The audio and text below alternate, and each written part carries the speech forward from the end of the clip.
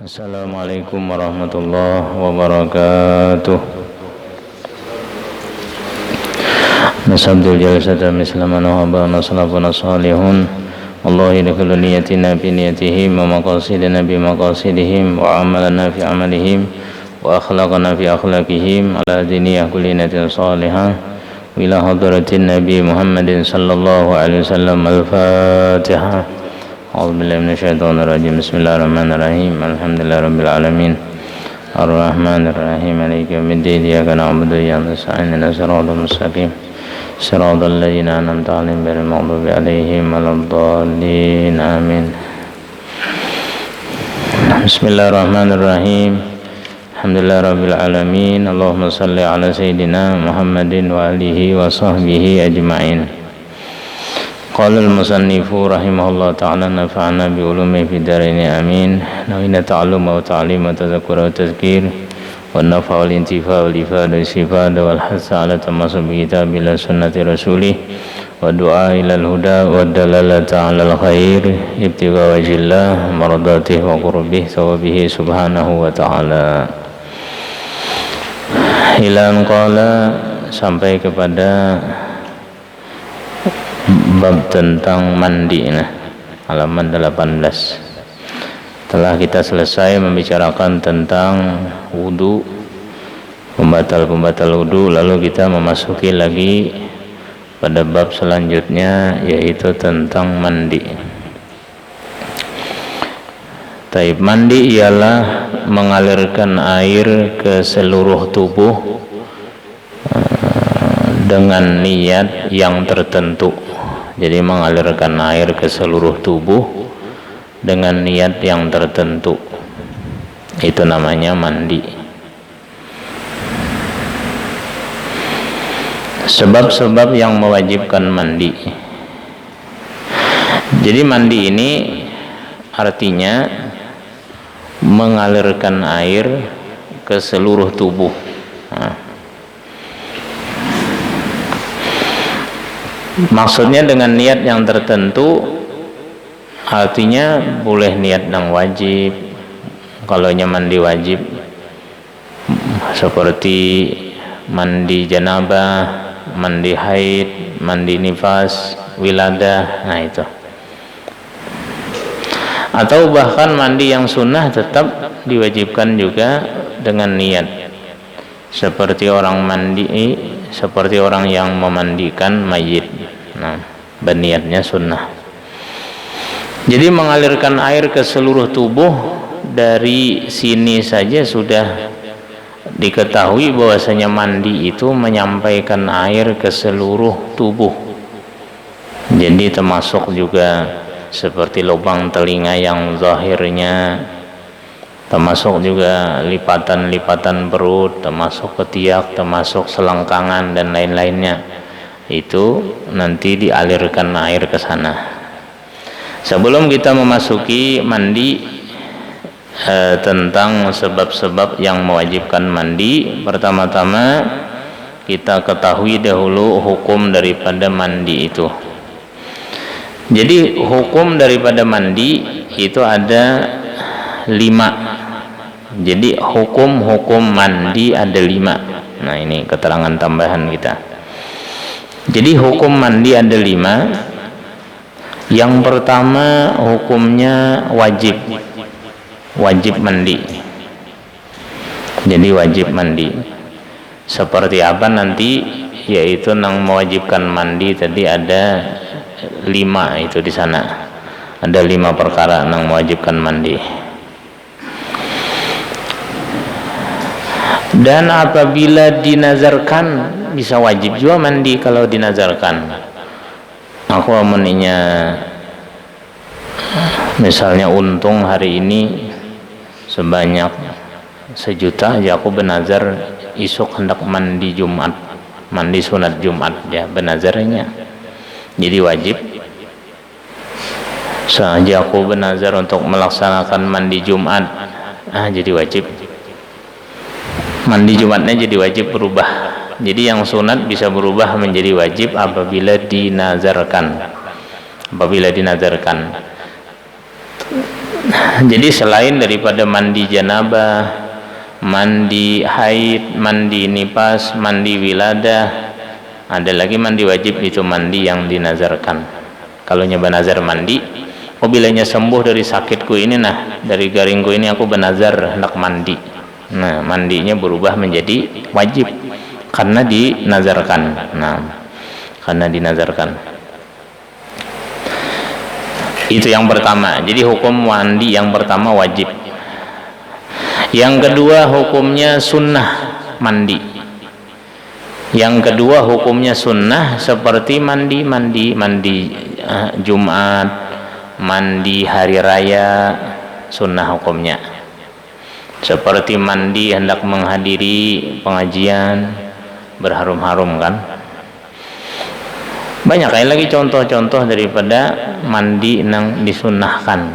Kalau pergi umrah, mandi hendak berumrah, mandi hendak berhaji, mandi ihram, mandi sunat ihram, disunnahkan. Nah, itu yang kedua. Kemudian yang ketiga, hukum mandi adalah makruh mandi. Kenapa mandi bisa menjadi makruh? Yaitu mandinya orang yang berpuasa dengan benyalam. Nah, orang puasa mandi benyalam makruh hukumnya. Itu bagi orang yang kebiasaannya memang kada masuk banyu ke telinga. Tapi kalau ia kebiasaannya banyu masuk ke telinga, maka tidak kada makruh lagi hukumnya, bisa haram hukumnya karena bisa membatalkan puasa. Kalau orang biasanya kada masuk banyu ke telinga ketika benyalam, lalu di bulan puasa nih mandi benyalamnya, pas kemasukan banyu ke telinga kada batal. Kenapa? Kebiasaannya kada masuk. Tapi tetap makruh hukumnya. Mandi benyalam makruh. Tapi kalau kebiasaannya orang itu banyu bila benyalam masuk ke telinga, biasanya banyu masuk ke telinga puasa nih, lalu mandi benyalam, kemasukan banyu batal. Nah, kemasukan banyu batal. Jadi menurut kebiasaan. Nah, karena orang nong benyalam itu terasa nyaman bang. Ketika siang hari pepanasannya benyalam kan nyaman benar, berendam. Tapi kalau ingat sini aja kan bapak, benyalam tuh seikungan, artinya seikungan lawan kepala, itu benyalam. Jadi kita dianjurkan berkubuy aja mandi, berkubuy atau pakai keran di atas. Nah, pakai shower, makruh itu. Kemudian lagi yang keempat, mandi hukumnya haram. Haram ini ada dua, ada haram sah dan ada haram kada sah. Haram yang sah yaitu apabila mandi dengan air rampasan, air curian, air cuntanan, banyu cuntanan, banyu curian. Nah, mandi kita dengan banyu itu haram hukumnya karena menggunakan barang orang, banyu cuntanan, ambil di orang tanpa izin. Kemudian haram dan tidak sah apabila mandi orang haid dengan niat bersuci, dengan niat ibadah. Orang haid kada boleh mandi. Orang yang masih haid, masih keluar darah, kada boleh mandi niat bersuci. Jadi orang haid kayak apa aja, kada bermandian kah semingguan? Mandi juga, tapi jangan berniat beribadah, jangan berniat bersuci. Mandi apa niatnya? Mandi bebersih setiap hari bang, cuma jangan berniat mandi wajib. Orang haid itu boleh mandi wajib setelah berhenti haidnya. Merahatan keluar darah kada bolehnya. Begitu pula orang haid kada boleh berwudu juga dengan niat ibadah, kada boleh. Nah, itu mana hukumnya haram, mana kada sah. Jadi jangan hendak berniat bersuci lah. Kecuali perempuan yang meyakini bahwa darah haid sudah berhenti, ampih keluar, dia meyakini suci udah nih, lalu mandi, ibah mandi keluar darah pulang, kada apa-apa, itu kada haram hukumnya, karenanya sudah meyakini tadi. Nah, kecuali orang haid itu boleh mandi dengan niat ghusli nusukin wa'idin wa ghairihima, orang haid itu boleh mandi untuk hari raya, boleh mandi hari raya berniat, atau mandi nusuk kalau beribadah di tanah haram. Orang haid itu boleh mengerja seluruh pekerjaan haji dan umrah kecuali tawaf, nang kada boleh. Tawaf aja kada boleh, nang lain boleh. Wukuf di Arafah boleh, melontar boleh, bermalam di Muzdalifah boleh, wukuf di Arafah boleh, bermalam di Mina boleh. Karena kada nang masuk masjidnya itu, ini masuk masjid aja urusan haid nih. Jadi perempuan haid boleh mandi kalau di Makkah, mandi sunat ihram boleh, ihram umrah atau ihram haji. Nah itu jadi ada 5 hukumnya. Yang terakhir, yang kelima, hukumnya mubah mandi, yaitu boleh dengan niat berdingin-dingin, dengan niat membersihkan diri tanpa ada niat yang baik. Jadi niat bebersih aja, adat aja. Besok kan mandi, kemarin mandi 2 kali sehari atau 3 kali sehari, kada berniatan, itu mubah aja. Tapi bila kita ubah mandi kita itu, kita pasangin niat, jadi berpahala. Kenapa jadi mandi kemarin tadi? Aku hendak sembahyang berjemaah, nyaman orang mencium harum. Aku hendak hadir ke pengajian, nyaman kawan dihiga kada kebauan. Nah, bilanya niat-niat nangka itu berubah jadi berpahala. Jadi kalau kita mandi paku-pagun basah juga, baik kita niatakan yang baik-baik supaya jadi pahala. Jangan jadi rutinitas saja, jangan jadi adat saja, jangan jadi kebiasaan. Kalau mubah itu kan kebiasaan aja, mandi sehari 2 kali 3 kali, kebiasaan aja. Tapi bila kita pasangin niat sebelumnya, jadi berpahala, Nah, jadi arti daripada mandi, asalnya arti dari mandi itu mengalirkan air atas sesuatu, baik ke badan atau lainnya. Tapi menurut syara, mengalirkan air ke seluruh badan dengan niat yang tertentu tadi. Nah itu arti mandi. Jadi bila ianya belum mengalirkan air ke seluruh tubuh, belum disebut mandi lagi. Ngaran mandi itu saikungan, mandi basah ya, saikungan awak basah.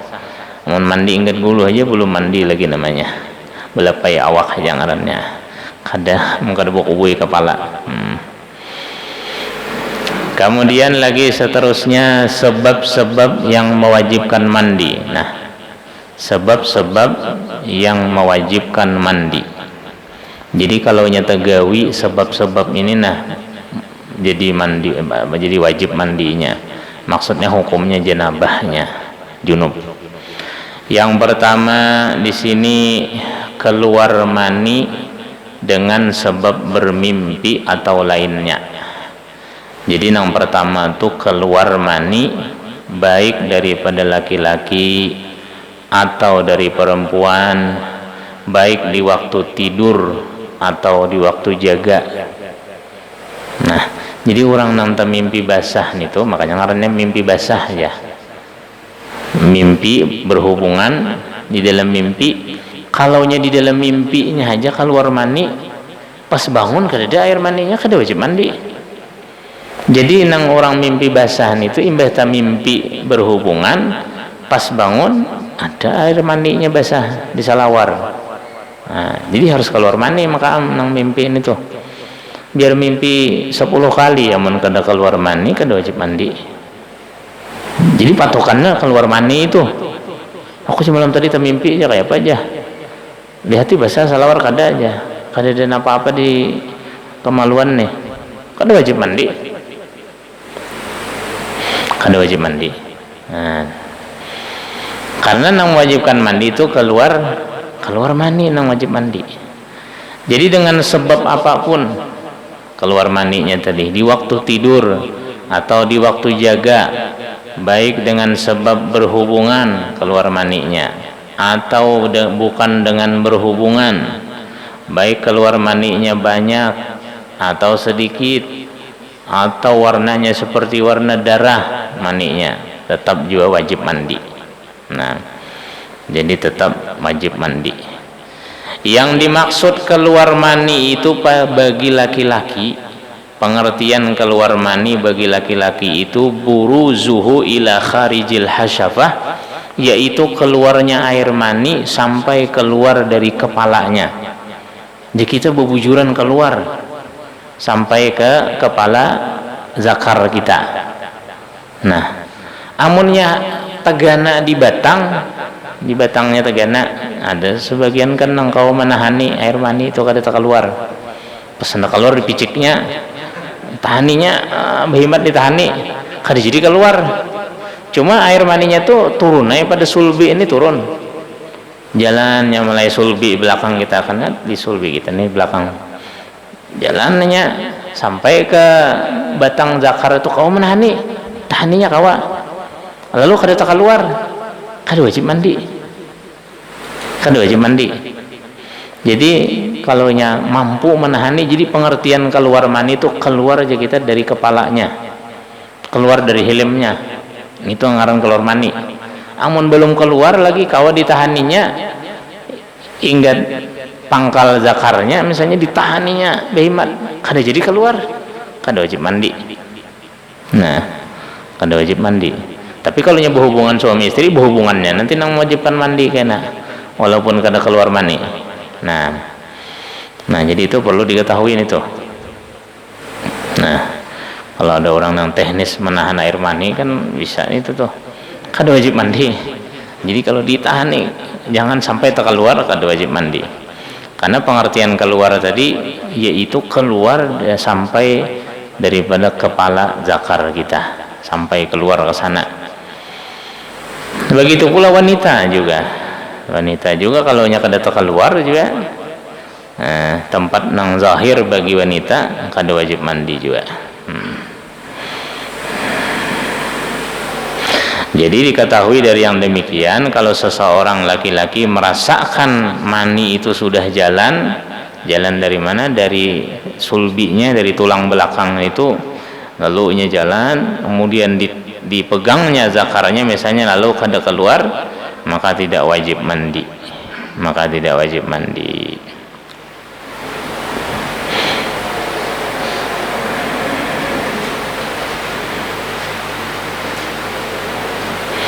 Maka tidak wajib mandi. Itu dalam mazhab kita Syafi'iyah. Dalam mazhab kita Syafi'iyah. Tapi kalau dalam mazhab lain, Imam Ahmad ibn Hanbal, kalau seseorang aja bermahayal atau melihat sesuatu dengan syahwat, lalu merasa air mani itu jalan dari tulang belakangnya, jalan ke lubang zakarnya, merasa ada berjalan dan merasakan nikmat, jadi Imam Ahmad bin Hanbal itu mandi juga. Nah, wajib mandi dalam mazhab lain. Kalau mazhab kita Syafi'iyah kada wajib mandi, ditahani. Nah, itu yang pertama tadi. Adapun tanda dari keluar mani, nah kita terangkan tambahannya. Tanda daripada keluar mani, tanda daripada air mani. Ini tandanya. Yang pertama mana ya tadi? Wa alamatuhu salasah. Tanda mani itu ada tiga. Ada tiga tandanya. Kita hendak mengetahui. Ya ima ketiga-tiganya ada atau salah satunya. Ada disyaratkan ketiganya. Yang pertama tadaffuquhu ay khurujuhu bidaf'atin. Keluarnya itu dengan loncatan. Meloncat ya kita, mencurat. Kalau kayak bekami kada datar. Kalau mani tunggal digitan. Nah, sudah tahu kita. Yang kedua keluarnya lezat. Kita merasa lezat, merasa nyaman, merasa nikmat dengan keluar mani tadi. Itu tanda yang kedua. Dan yang ketiga, baunya itu kalau inya basah seperti bau adunan, kayak bau adunan. Kalau inya kering seperti bau putih hintalu, putih telur. Nang kayak putih telur baunya kalau inya kering. Kalau inya basah nang kayak adunan. Nah, itu tandanya. Kalau ketiga-tiganya nih kada ada, berarti lain mani. Tapi bila salah satunya atau dua atau tiga, berarti mani. Jadi yang pertama keluarnya mencurat tadi. tadafuk, artinya tunggal digitan keluarnya. Kemudian kada sekaligus tuh. Kemudian yang kedua terasa lezat keluarnya. Yang ketiga baunya seperti bau adunan, atau ketika kering baunya seperti putih hintalu, berarti air mani itu sudah. Baunya aja bau biasa aja tapi mencurat keluarnya. Nah, berarti ada tandanya satu udah. Kada meluncat kada keluarnya tapi nyaman ya. Nah, berarti ada juga air mani juga ada tandanya juga. Misalnya kada mencurat juga, kada nyaman juga tapi baunya bau adunan, air mani juga. Bisa kita bedakan, mazi kita cium dengan mani beda. Mani bau, kalau mazi kada. Mazi itu yang najis, mani kada najis. Jadi kalau inya tiga tanda ini kada ada ketiganya, hanya lain mani. Bila salah satunya ada atau dua ada, apalagi ketiga-tiganya dipastikan itu air mani. Nah, kayak menang kering ya, kalau kayak orang guring kelelawasan saut karing kan di salawar, mimpi basah tadi karing, jadi baunya seperti bau putih hintalu, bau putih telur.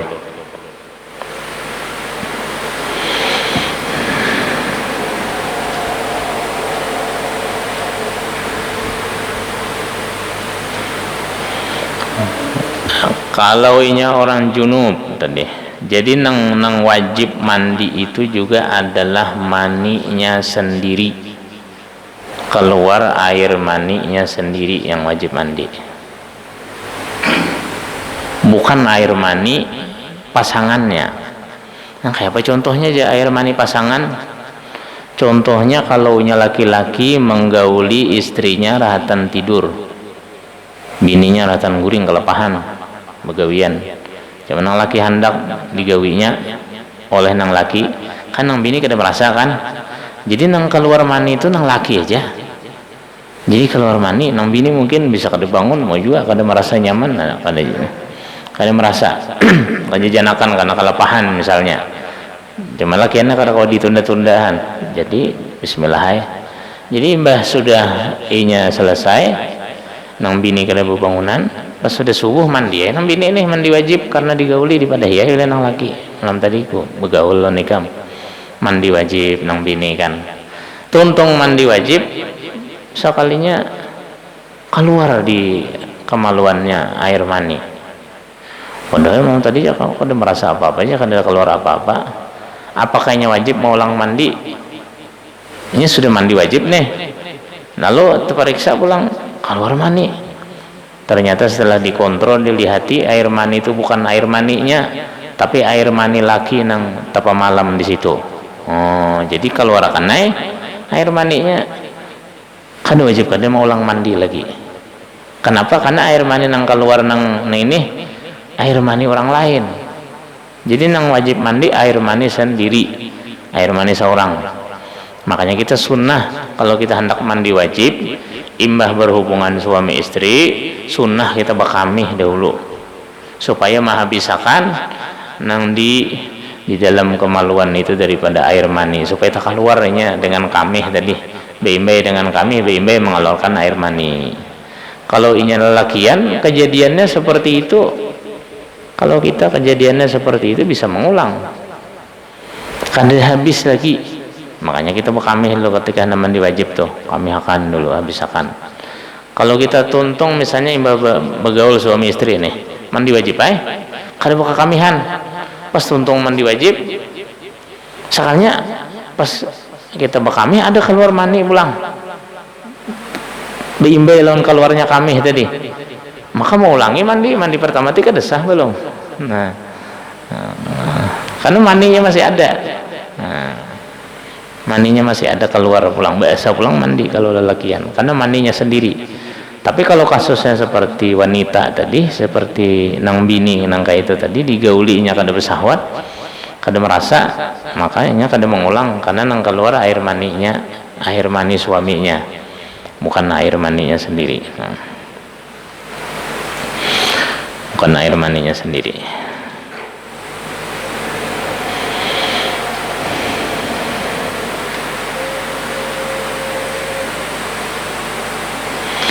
Nam kalau inya lau syakka fil kharij, kalau inya ragu-ragu tentang yang keluar tadi.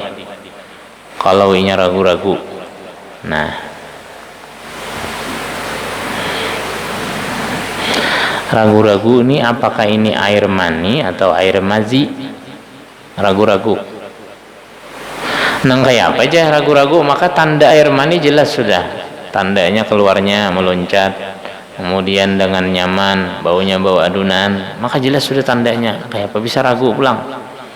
Bisa terjadi keraguan nih orang nang bangun tidur, bangun guring, ketika bangun guringnya dapati basah, celananya basah, pakaiannya basah, lalu dilihatinya basahnya itu antara ini bisa mazi, bisa mani, dicium, akan ada bau hentalu, kada ada bau putihnya telur, kada ada bau adonan, ini sudah kering.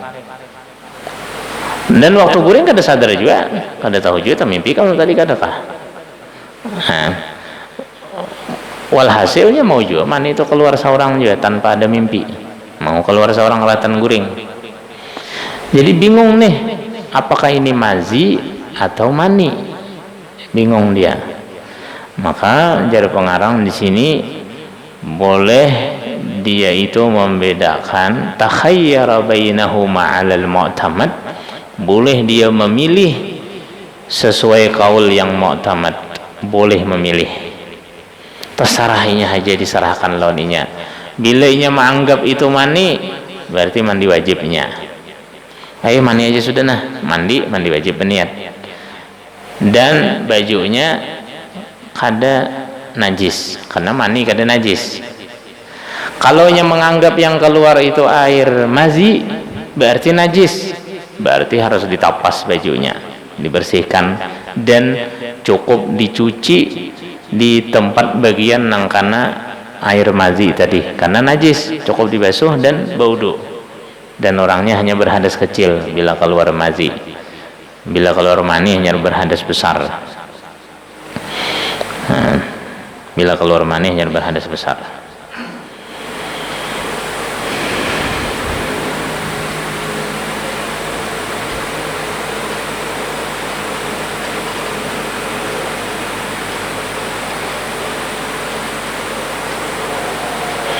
Jadi yang di dalam yang keluar, nang mewajibkan mandi juga mani yang di dalam lalu terkeluar, bukan yang di luar dimasukkan ke dalam. Kalau misalnya perempuan, misalnya Mbak Tuntung mandi, lalu air mani dimasukkannya pulang ke dalam kemaluannya, kada wajib mandi lagi. Karena nang di luar dimasukkan ke dalam, dikeluarkan, kada mewajibkan mandi. Nang wajib mandi itu memang nang mani nang di dalam tak keluar, mani nang di dalam tak keluar, itu nang mewajibkan mandi. Itu yang pertama lah. Kemudian yang kedua, di kitab kita lagi, yang kedua, yang mewajibkan mandi adalah bersetubuh meskipun tiada keluar mani. Jadi bersetubuh meskipun tiada keluar mani. Jadi maksud bersetubuh di sini berjima, yaitu yang dimaksud dukhulu jami'il hasyafah wa hiya ra'su zakaril musamma 'indal 'amah bitamrah atau bil kamrah fi farjin qubulan kana au duburan walau li bahimatin. Jadi nang mewajibkan mandi nomor 2 sebenarnya bersetubuh meskipun tiada keluar mani. Ini bahasanya kurang mencakup lah. Kalau nang mencakup itu bahasanya nang mewajibkan mandi masuknya hasyafah, masuknya seluruh hasyafah. Jadi hasyafah itu yaitu ra'su zakar, hasyafah. Jadi masuknya aja kita kepala zakar kita atau helm, ya kita helmnya kepalanya, masuk dia ke dalam farji, ke dalam kemaluan, baik kubul atau dubur, baik kubul atau dubur. Misalnya kalau ada orang menggauli istrinya melalui dubur, wal iyazubillah, lalu termasuk ke dalam lubang dubur kepala daripada zakarnya sebijian, termasuk wajib mandi dah. Jadi yang mewajibkan mandi bagi laki-laki itu memasukkan kepalanya, apalagi batangnya. Kepalanya aja wajib mandi, cuma sebijian kepalanya itu sebijian kepalanya. Kalaunya separuh aja belum wajib mandi lagi. Jadi kalau separuh belum wajib mandi. Separuh daripada hilmnya dimasukkan ke farji tadi. Jadi ingat, farji itu bukan hanya kemaluan depan, bukan hanya kubul, dubur pun juga. Kalau kayak ada waliyazubillah juga orang-orang homoseks kan, laki sama laki-laki masukkan di duburnya, wajib mandi juga. Cuman wajib mandi kedua-duanya aja, baik laki atau laki, baik yang memasukkan atau yang dimasukkan tadi. Terlaknat orang yang menggauli istrinya melalui dubur lah. Jadi andai kata ada juga orang yang terlaknat tadi memasukkan hasyafahnya, wajib mandi. Nah, cuma perbedaannya laki dengan perempuan di dalam berhubungan nih. Kalau laki-laki bila memasukkan sebijian kepalanya hanya wajib mandi. Tapi kalau wanita walaupun separuh kepalanya dimasukkan ke dalam farji wanitanya sudah wajib mandi. Apalagi sehiliman, apalagi sebijian. Nah, jadi sesekali hendak mempakalah bini bisa aja separuh lu dimasukkan. Bini aja nang wajib mandi, laki kada. Bahkan walau libahimatin, waliyazubillah, mudah-mudahan kita dipelihara oleh Allah. Nah, meskipun ya kalau nang digaulinya itu binatang, wajib juga mandi. Ya manusianya aja pak, ngomong nang kambingnya kada pemandian, namun ayamnya kada pemandian. Cuma andai kata ada tuh nah orang nang terlaknat mendatangi binatang, menggauli binatang, ayam nang mahram kah di anunya, atau kambing kah, atau sapi kah, kalau dia sudah memasukkan hasyafahnya, hilimnya masukkan sudah ke kemaluan binatang tadi, wajib mandi sudah dia. Au mayyitin, atau orang yang sudah mati. Nah, cuma yang wajib mandi ini yang hidupnya aja bang. Nah, hidupnya aja. Dan memang pernah ada kejadian di dalam kitab itu, ada cerita ada orang meninggal dunia suaminya ini, tetapi dang sanaknya yang di bawah masih bangun, orangnya mati udah. Rupanya rahatan yang bangun itu orangnya mati. Jadi bingung orang tukang mandi itu kapan nih, kayak apa caranya nih aja supaya menurunkan caget ke atasan. Lalu ada ulama aja yang mengetahui, jar ulama kita berjauhan dulu, suruh bininya menggauli aja. Suruh bini menggauli, mbak sudah digauli oleh bini hanya lintuk, hanya dimandi, hanya dikapani ulang. Supaya mati bebujuran. Kasihan mau beruang hidup-hidup kan. Walaupun dang sanaknya aja nang hidup. Jadi cara menyelesaikannya cari nang bini, selesaikan dulu. Cari nang halal. Kalau nya kan ada nang bini, ada nang halal, jangan coba-coba nang lain. Nang halalnya aja. Jadi masuknya itu walaupun tanpa keluar mani. Pokoknya asal memasukkan kepala zakar, bila cup masuk keluar wajib mandi dah. Jadi masalah memasukkan ini kada disyaratkan harus keluar mani, kada disyaratkan. Jadi jangan coba-coba lain kayak sandal kalau disadangi. Amunian itu dicoba-coba wajib mandi itu.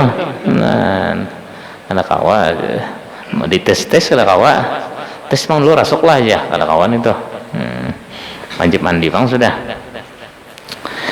Wala farqa fi wujubil ghusli ala ghairil bahimah wal mayyit bainal mulaj wal mulaj fi. Tidak ada perbedaan antara wajibnya mandi baik yang memasukkan atau yang dimasukkan, bubuhan nang waria-waria nang banjir-banjir. Nah ini kalau bermain ininya sama ya, wajib mandi juga. Nang memasukkan kah, nang dimasukkan kah, nang ampun duburnya kah, nang ampun kubulnya kah, wajib mandi berdua-dua. namun ya tahu aja hukumnya bukannya itu. Nah, tiap kali pemandian.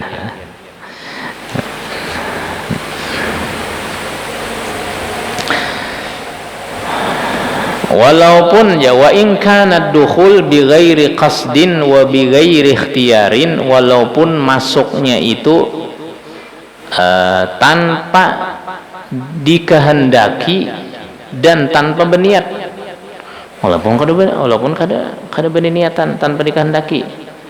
Hatan guring kah misalnya bini juga menculup juga pun kita juga kan kita kada berkehendak kan guring kita janak jam ini pian tadi masuk akan malam tadi mandi ya mah berdua-dua subuh mandi wajib kan. Mandi wajib.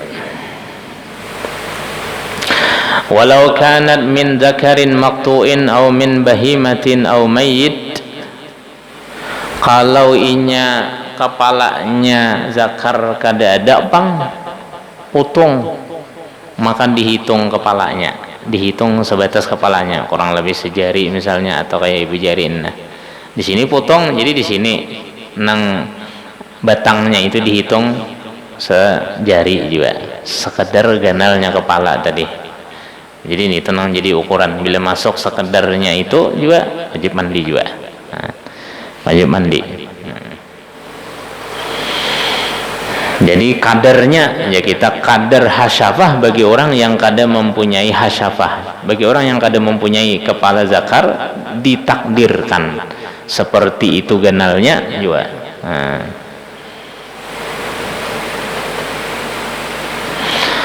Au kana ma'a hailin ka'an laffa ala zakari khirqatan walau ghalizatan wa illam yahsul ma'a zalika intishar wala inzal. Walaupun ajar kita bahasa kita memakai kalau dililit kain atau bahasa kita memakai kundum berhubungan, walaupun memakai kundum kalaunya sudah termasuk kepalanya wajib mandi sudah, wajib mandi sudah. Walaupun belapik aja kita, walaupun besarung tetap wajib mandi. Walaupun berpaksaan memasukkan, walaupun aja kita kada kajung dipaksa dimasukkan ke sana kepalanya, batal juga. Batal jahanam, wajib mandi juga. Wajib mandi juga. Karena urusan yang mewajibkan mandi memasukkan di sini. Memasukkan. Kada disyaratkan harus keluar mani, kada disyaratkan harus ya kita kajungnya, bangunnya. Kada. Yang penting bila termasuk sana batal. Wajib mandi bila termasuk.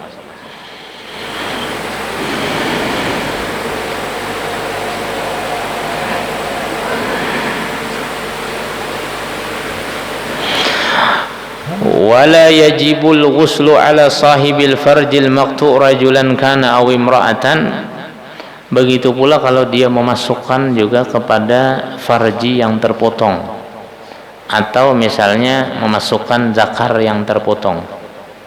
Perempuan misalnya tetamu di wadah sampah misalnya zakar yang terpotong. Berasi ada yang membuang rupanya. Bahasa orang bermadu kah nang bini menetak. Tetamu diambilnya, dibawanya bulik misalnya, dimasukkannya, maka biniannya wajib mandi. Ampun zakar bang, kada wajib mandi lagi, kada tahu menahu laginya. Nah, ampunnya kada wajib mandi lagi. Mayitnya kada wajib mandi. Sinang mati kada wajib mandi, nang hidup aja wajib mandi. Binatang kada wajib juga mandi, kada bakalnya. Kalau kau disuruh-suruh kambing mbah main mandi jen nggak kau tahu mbak. Jadi yang menyebabkan mandi dengan sebab berhubungan tadi itu masuknya hasyafah tadi sudah tahu kita. Jadi masuknya fil farji lah, dalam farji lah. Kalau selain farji kan wajib mandi. Masuk di mana kan misalnya di mulut masuk kan wajib mandi. Nang wajib mandi tadi di farji tadi, farji nang bebujuran tadi. Kalau nang olahan nang bunika itu kan wajib mandi juga. Bila keluar mani juga wajib mandi. Taib. Kemudian lagi yang ketiga selanjutnya nang mewajibkan mandi berhenti dari haid dan nifas. Berhenti dari haid dan nifas.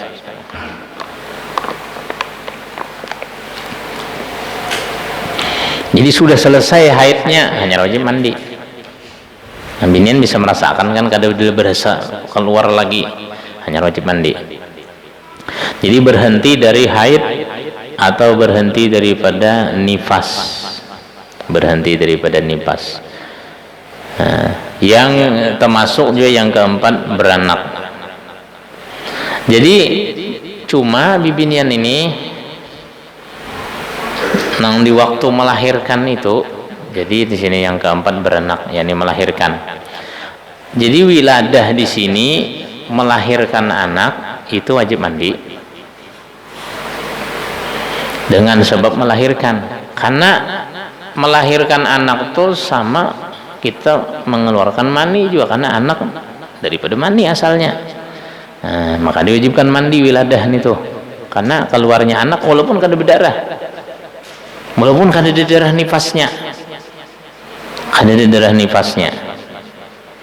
Ada sebagian orang yang keluar anak atau keluar anaknya aja tanpa ada darah, ada bersih wiladah, seperti Sayyidatuna Fatimah Zahra melahirkan Sayyidina Hasan, Sayyidina Husain, kan bersih, beliau kada pernah haid, kada pernah nifas. Jadi waktu wiladah aja, jadi mandi wiladah aja. Kayak apa bisa terupa bibinian nih mandi wiladah, kada ada keluar darah lagi. Jadi imbah melahirkan anak, keluar anak, imbahnya kada ada keluar darah lagi. Ini bila imbah anak keluar, lalu keluar darah itu darah nifas sarannya. Ini kada ada keluar darah, lalu sampai ditunggunya 15 hari 15 hari kada ada keluar darah, berarti kada nifas tuh, berarti kada nifasnya. Ini ada nifas sekurang-kurangnya lahzah ya, sekejap mata. Nah, biasanya bibinian imbah melahirkan ini memang banyak nifasnya, kada sampat mandi wiladah, kada sampat mandi wiladah nih, mandi melahirkan kada sampat. Karena kenapa? Karena begitu anak keluar langsung keluar darah nifas, jadi bersambungnya masa janabahnya, masanya berhadas besar bersambung dengan nifas. Cuma mandi kena sebuting niatnya mandi wajib aja, kada diniatakan beberapa tanah saja kau mandi wajib daripada wiladah, mandi wajib daripada nifas, daripada haid kada. Nah, termasuk beranak yang diperhatikan juga ilqa'u alaqatin au mudghatin, yaitu mengeluarkan, bahasa kita, keguguran. Nah, keguguran ini termasuk juga keguguran, yaitu mengeluarkan alaqah dan mudghah.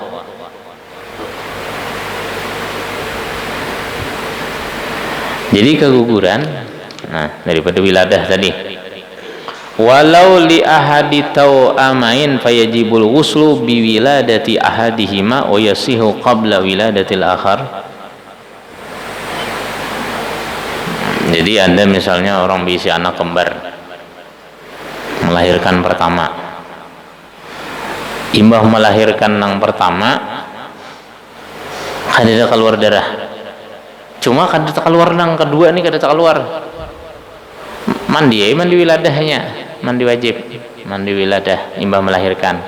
Imbah berselang 3 hari hanya keluar pulang nang sanak nang seikongnya. Nah, imbahnya mandi biasa pulang, mandi wiladah. Kalau ada nifas mandi daripada nifas,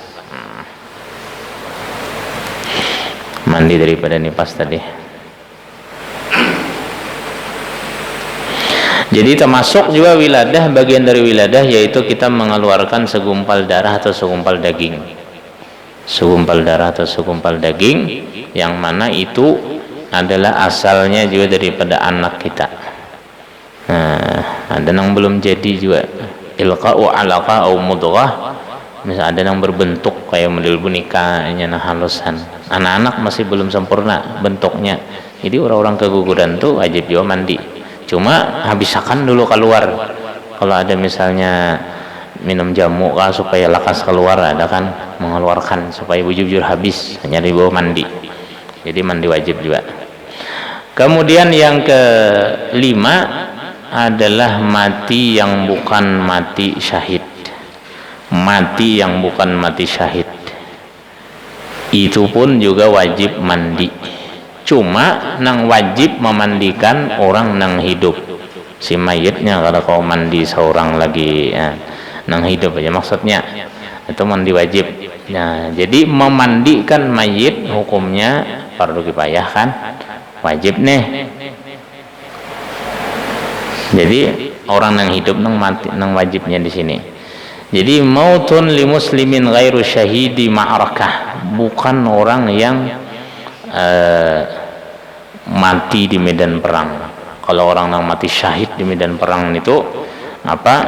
Mati syahid di medan perang itu yang mandi itu kada pemandian lagi, langsung dikubur aja lagi. Nah, orang mati syahid di medan perang tuh. Jadi kada pemandian lagi nya. Langsung dikubur dengan baju-bajunya, dengan darah-darahnya, langsung dikubur. Karena orang mati syahid itu akan semuanya akan menjadi saksi baginya. Kalau kita bersihi berarti menghilangkan bukti dia berperang. Darah kada boleh dibersihi, pokoknya langsung tabuk buat sembayangan gitu ada. Karena ahli surga sudah. Orang mati syahid itu ahli surga. Makanya bayaran orang yang berperang di jalan Allah itu surga bayarannya. Nah, kalau mati-mati biasa atau syahid akhirat yang seperti biasa itu dimandikan. Jadi kematian itu nang wajib memandikan itu atas orang yang hidup, bukan orang yang mati tadi. Jadi nang mewajibkan mandi ada kalanya inya yang berbuat atau dengan orang lain tadi.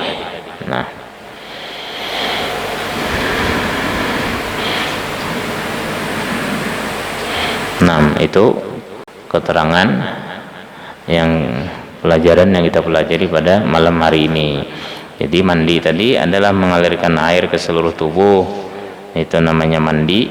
Kemudian lagi penyebab-penyebab yang mewajibkan mandi ada 5 di sini. Pertama, keluar mani dengan sebab bermimpi atau lainnya. Yang kedua, bersetubuh meskipun tiada keluar mani. Yang ketiga, berhenti dari haid atau nifas. Yang keempat, beranak. Yang kelima, mati yang bukan mati syahid. Nah, hanya selanjutnya nanti rukun-rukun mandi. Nah, wallahu taala alam.